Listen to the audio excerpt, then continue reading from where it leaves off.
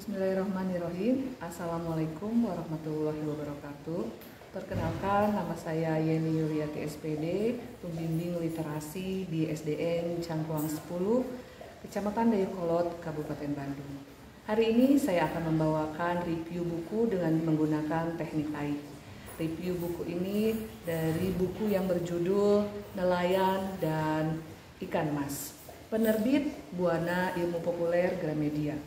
Alasan saya mereview buku ini yaitu karena buku ini menarik untuk dibaca, dilihat dari covernya yang lucu berwarna biru.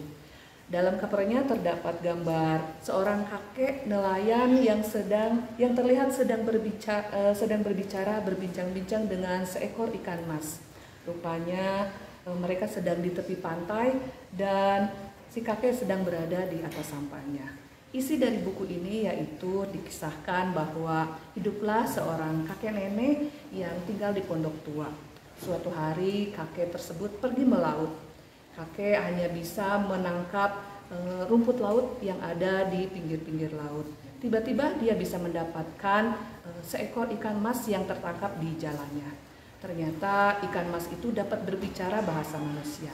Si ikan bilang kepada kakek bahwa dia bisa melepaskan ikan tersebut dengan persetujuan kalau dia akan mendapatkan segala apapun yang diinginkannya. Kakek sama sekali tidak berkeberatan dan tidak mengharapkan apapun. Rupanya sang kakek pun pulang ke rumah pondok tuanya dan menceritakan tentang kejadian yang tadi. Nenek merasa keberatan dengan kejadian tersebut. Nenek mengingatkan kembali kepada sang kakek bahwa di rumahnya itu terdapat ember tua yang bocor yang tidak mampu menampung air. Akhirnya sang kakek pergi ke laut dan berbicara dengan ikan mas. Ikan mas, ikan mas. Kemudian ikan mas pun muncul. Kakek meminta ember yang bocor diganti dengan yang baru. Pulanglah, kata ikan mas. Rupanya ketika pulang, si kakek pun melihat di rumahnya sudah terdapat ember yang baru yang berisi air, yang mampu menampung air. Kemudian nenek menginginkan hal yang lain. Ternyata nenek menginginkan sebuah rumah baru dengan isinya dan perabotannya yang baru. Kemudian si kakek pun kembali ke laut. Dia memanggil ikan mas tersebut. Ikan mas, ikan mas. Rupanya ikan mas pun muncul. Dia mengabulkan sebuah rumah baru dengan isinya untuk nenek. Nenek merasa tinggi hati. Nenek menginginkan dia menjadi seorang ratu dan dengan para pelayannya. Kemudian kakek pun kembali. Padahal kakek sudah mengingatkan agar nenek tidak menjadi tinggi hati. Nenek kemudian menjadi tinggi hati dan menginginkan dia menjadi seorang bangsawan. Dia ingin menjadi seorang ratu di sana. Akhirnya terkabul pula keinginan tersebut. Pada suatu hari dia mengusir kakek dan hanya mengurus kuda-kudanya. Si kakek pun kembali mengurus kuda-kudanya. Suatu hari nenek memanggil kakek tersebut.